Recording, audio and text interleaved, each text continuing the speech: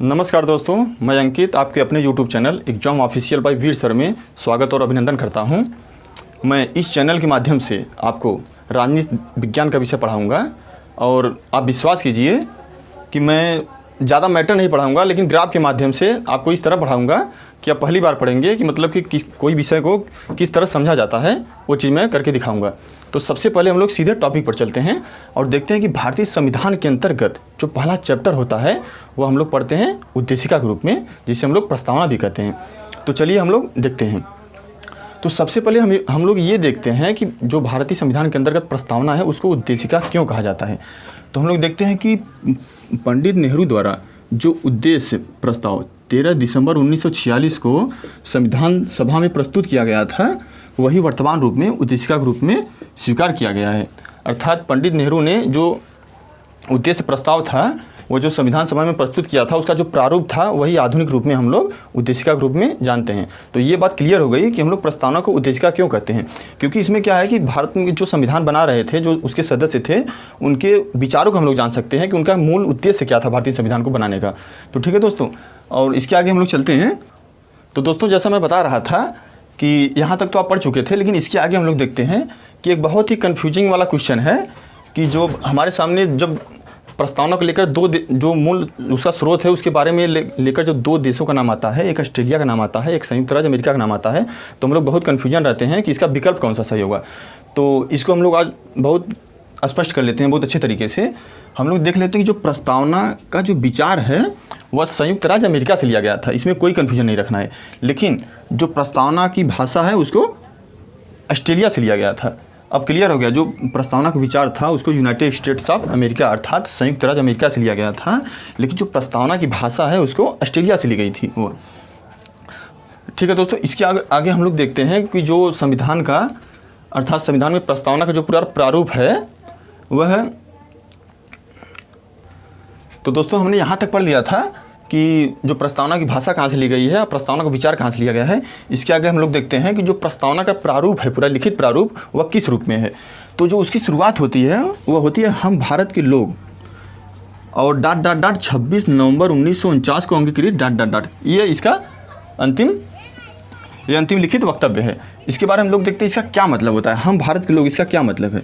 इसका दोस्तों यही मतलब है कि जो भारत के संविधान का जो मूल स्रोत है वह भारत की जनता है, अर्थात भारत की जनता द्वारा जो उसका मूल उद्देश्य है, या फिर जो भारत की जनता द्वारा जो शासनाध्यक्षों का चुनाव किया जाता है, जो कि भारत के शासन को चलाते हैं, उसका जो मूल स्रोत है वो भारत की जनता है। क्योंकि दोस्तों हम लोग जानते हैं कि चुनाव के माध्यम से हम लोग देश में शासकों को चुनते हैं। ठीक है दोस्तों, तो और 26 नवंबर 1949 को अंगीकृत, इसका ये मतलब हुआ कि जो भारत का जो संविधान का पूरा प्रारूप था वह 26 नवंबर 1949 को बनकर तैयार हुआ था। एक बात हमेशा याद रखिएगा कि यह केवल 26 नवंबर 1949 को बनकर तैयार हुआ था, लागू नहीं हुआ था। इसीलिए हम लोग 26 नवंबर 1949 को विधि दिवस के रूप में मनाते हैं, विधि दिवस के रूप में मनाते हैं। और 26 नवंबर, जैसा कि हम लोग पढ़े कि 26 नवंबर 1949 को भारत के संविधान का पूरा प्रारूप बनकर तैयार हुआ था, इसीलिए उस दिन विधि दिवस के रूप में मनाया जाता है। और जो 26 जनवरी 1950 को जो संविधान है वह भारत में पूरी तरह से लागू हुआ था, इसीलिए उस दिन गणतंत्र दिवस के रूप में मनाते हैं। तो ये कन्फ्यूजन दूर हो गया, 26 नवंबर 1949 और 26 जनवरी 1950। ठीक है दोस्तों, इसकी आगे हम लोग देखते हैं कि जो प्रस्तावना का पूरा प्रारूप है उसमें कौन कौन से मूल उद्देश्य निहित हैं। तो इसको हम लोग 3 पार्ट में बांटते हैं। ठीक है, आगे हम देखते हैं कि जो पहला भाग है उसको हम लोग कह सकते हैं कि संविधान का स्रोत, और जो दूसरा भाग है वह है स्वरूप, और जो तीसरा भाग है वह है न्याय। तो सबसे पहले हम लोग देखते हैं कि संविधान का स्रोत। दोस्तों चाहे संविधान का स्रोत हो और चाहे प्रस्तावना का स्रोत हो, तो सबसे पहले वह स्रोत है हम भारत के लोग। अर्थात दोस्तों हम संविधान का प्रारूप बताने से पहले आप लोगों को बता दिए थे कि जो प्रारूप की शुरुआत होती है वह हम भारत के लोगों से होती है। इसका ये मतलब है कि भारत एक संप्रभु राष्ट्र है और यहाँ का जो भी शासन अध्यक्षों का चुनाव होता है वह जनता द्वारा प्रत्यक्ष या अप्रत्यक्ष रूप से होता है। इसका यही मतलब है, जो मूल स्रोत है पूरे संविधान का वह जनता है यहाँ की। तो संविधान का जो मूल स्रोत है वह हम भारत के लोग होता है। और इसके आगे हम लोग देखते हैं स्वरूप देखते हैं, प्रस्तावना का स्वरूप। इसमें कौन कौन से मुख्य, इसका स्वरूप क्या है, रूप क्या है, इसका आकार क्या है। तो इसमें हम लोग सबसे पहला जो वर्ड है उसको पढ़ते हैं, संपूर्ण प्रभुत्व संपन्न। इस शब्द का दोस्तों क्या अर्थ होता है, इसको हम लोग बहुत विधिवत तरीके से पढ़ेंगे। संपूर्ण प्रभुत्व संपन्न को हम लोग नॉर्मली भाषा में संप्रभुता कहते हैं, जो सामान्य भाषा में हम लोग हिंदी में संप्रभुता कहते हैं। इसका ये मतलब होता है कि जो भारत पूरा देश है, अर्थात भारतीय जो संविधान है, यहाँ के जो नीति निर्णायक जो भी सदस्य हैं संसद में, या फिर जो यहाँ के राष्ट्राध्यक्ष हैं, शासनाध्यक्ष हैं, वो अगर कोई निर्णय लेते हैं तो आंतरिक और बाह्य रूप से पूरी तरह स्वतंत्र होते हैं। अर्थात वह किसी वैदेशिक जो, अर्थात यहाँ की जो विदेश नीति होती है, जब कहीं किसी देश से संधि की जाती है, किसी देश से संधि नहीं की जाती है, इसका जो मूल निर्णय होता है वह किसी बिना दबाव के लिया जाता है, किसी के दबाव में नहीं रहा जाता। इसीलिए हम भारत को संपूर्ण प्रभुत्व संपन्न देश कहते हैं। ये क्लियर हो गया, ठीक है। इसके आगे हम लोग देखते हैं कि समाजवाद, इसका क्या मतलब होता है। ठीक है दोस्तों, इसके लिए हमको यूट्यूब के तहखाने में जाना पड़ेगा और देखना पड़ेगा कि समाजवाद होता क्या है। तो वहाँ हम लोग पढ़ेंगे कि समाजवाद का जो कॉन्सेप्ट आया था वो वर्ग संघर्ष के माध्यम से आया था। वर्ग संघर्ष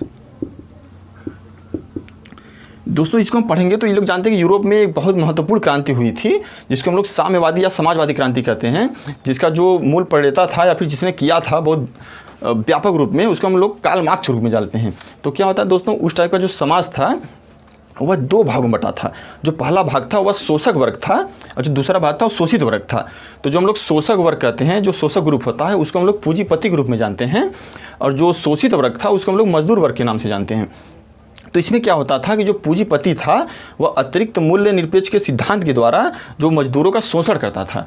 तो इसमें क्या हुआ कि अगर मजदूरों को लग गया कि हमारे जैसे कि हमसे कोई काम करवा रहे हैं लेकिन उतना मूल्य हमको नहीं दे रहे हैं, हमारे श्रम के जो हमारा जितना श्रम हो गया उसके जो उसका जो प्रतिफल निकलता है उसके अनुरूप हमको सैलरी नहीं मिल रही है, तो उन लोगों ने विद्रोह कर दिया। तो विद्रोह के स्वरूप क्या हो गया कि एक पूंजीपतियों का जो पूरा वर्ग था, अर्थात उनकी जो अस्तित्व थी वो समाप्त हो गई। तो इसमें क्या हुआ, जो समाजवाद था उसमें वर्ग संघर्ष के माध्यम से वो चीज़ चली थी, जिसमें वर्ग विहीन राज्य की स्थापना की गई थी। तो लेकिन जो भारत का समाजवाद है यह संघर्ष पर निर्धारित नहीं है। यह ठीक है दोस्तों, यह क्या है कि यह एक मेल मिलाप के माध्यम से है, जिसका आधार जो है वह गांधीवाद है, पंडित नेहरू के विचार हैं। इसीलिए हम लोग कहते हैं कि जैसे कि जो समाजवाद, जैसे कि जब भारत स्वतंत्र हुआ था उसके बाद जो पंचवर्षीय योजनाएं थीं वो रसिया के समाजवाद से प्रेरित थीं। पंचवर्षीय योजनाएं जो कि बहुउद्देशीय परियोजनाएं, जो घाटी परियोजनाएं हैं, तमाम बिजली संयंत्रों की स्थापना की गई थी और रसिया के पंचवर्षीय योजनाओं के तर्ज पे की गई थी। तो इसीलिए हम लोग जानते हैं कि पंडित नेहरू का झुकाव समाजवाद की तरफ था और इसीलिए भारत की अर्थव्यवस्था जो थी आगे चल के मिश्रित अर्थव्यवस्था के रूप में सामने आई। और अगला हम लोग पढ़ते हैं पंथ निरपेक्ष। तो पंथ निरपेक्ष शब्दों को हम लोग नॉर्मली भाषा में, जो सामान्यतः भाषा में जानते हैं, वह धर्मनिरपेक्ष के नाम से जानते हैं। यह क्या था कि ये मूल प्रस्तावना का भाग नहीं था।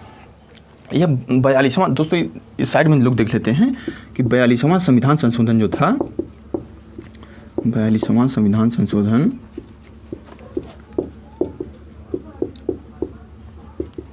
1976, जो 42वां संविधान संशोधन था 1976, इसको हम लोग मिनी संविधान कहते हैं, क्योंकि इस संशोधन के माध्यम से तमाम भारतीय संविधान में तमाम परिवर्तन किए गए थे। जो सबसे बड़ा परिवर्तन था वो भारतीय प्रस्तावना में किया गया था, मतलब जो 3 मूल शब्द जोड़े गए थे संशोधित करके, उसमें पहला जो था उस समाजवादी, जो दूसरा शब्द है पंथ निरपेक्ष,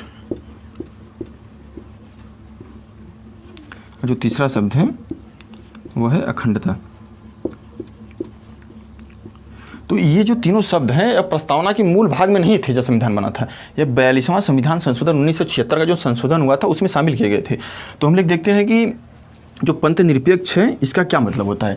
दोस्तों इसका सीधा से ये मतलब होता है कि जो भारत का शासन है, अर्थात जो भारत का राज्य है, उसका कोई विशेष धर्म नहीं रहता, वह समान रूप से सभी धर्मों को संरक्षण प्रदान करती है।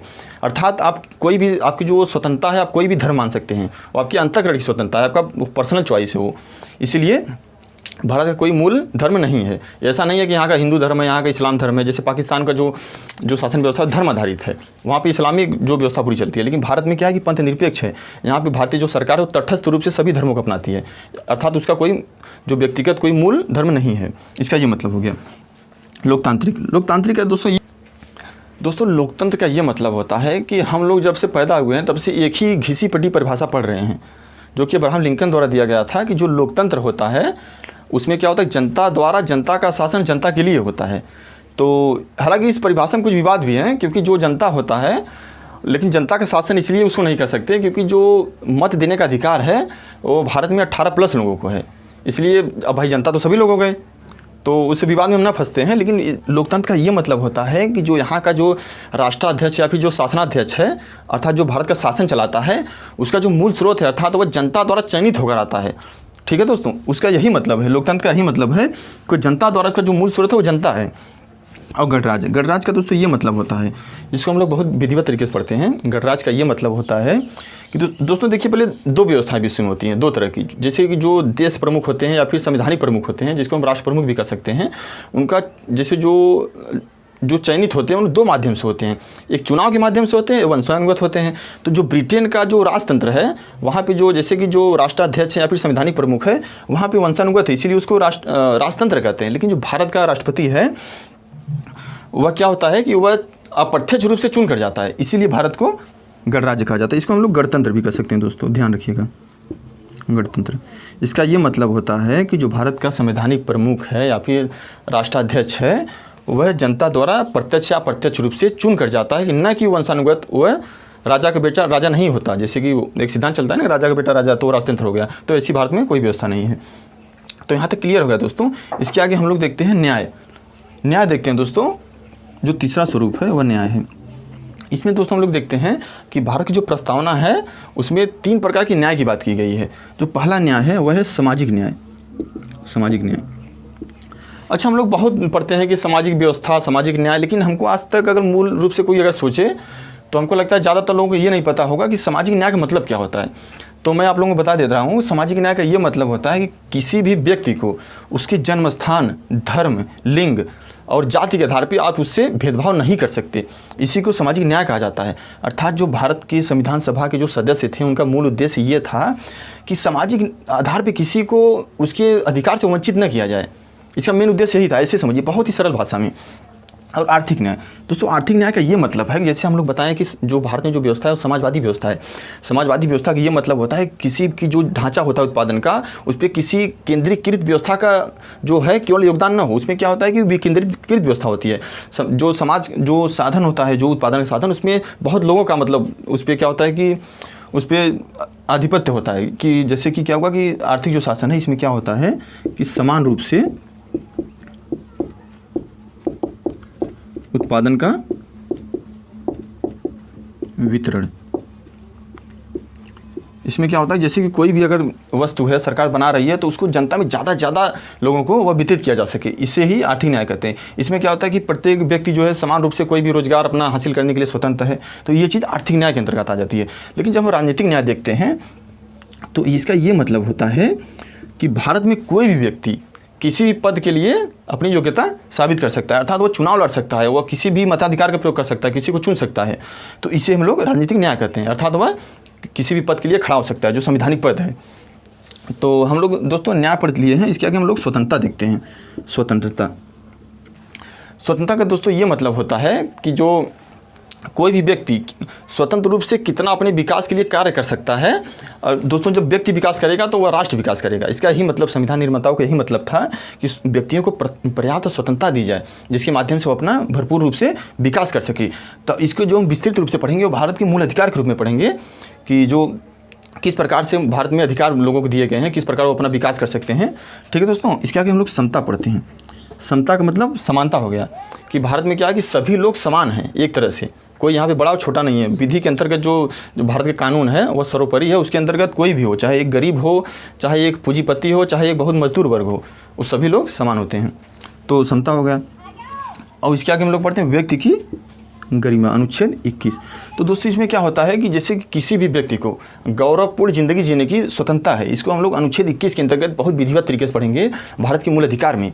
लेकिन हम लोग यहाँ पे संक्षिप्त रूप से पढ़ते हैं। इसमें क्या होता है कि कोई भी जो व्यक्ति है, इसमें क्या होता है कि वह गौरवपूर्ण ज़िंदगी जी सकता है। इसका वो अधिकार भारतीय संविधान उसको प्रस्तावना उसको देती है। दोस्तों इसके आगे हम लोग देखते हैं राष्ट्र की एकता व अखंडता।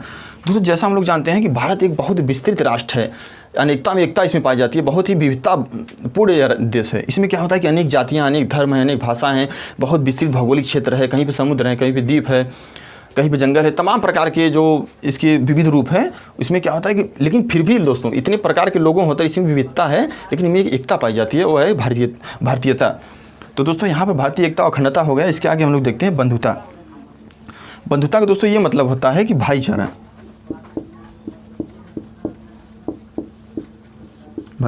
इसका ये मतलब होता है कि भारत के जो प्रत्येक जो पूरा ढांचा बना है जनता का, उसमें क्या होता है कि सभी लोग भाईचारे की व्यवस्था बनाएंगे। वहाँ पे कोई मतलब ये नहीं है कि कोई बड़ा है कोई छोटा है, तमाम तो मेल मिलाप से वहाँ पे सब लोग रहेंगे।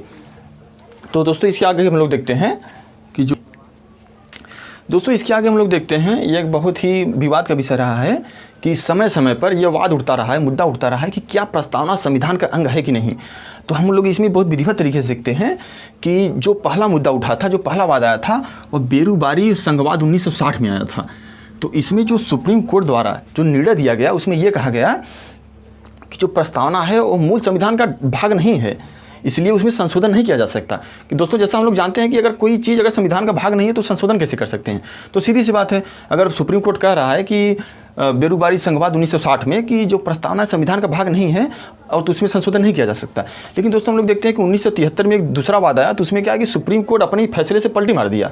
उसने ये देखा कि उसने ये मान लिया कि जो संविधान का जो मूल भाग है वो प्रस्तावना है, अर्थात प्रस्तावना संविधान का मूल भाग है। उसने अपने ही फैसले को पलट दिया।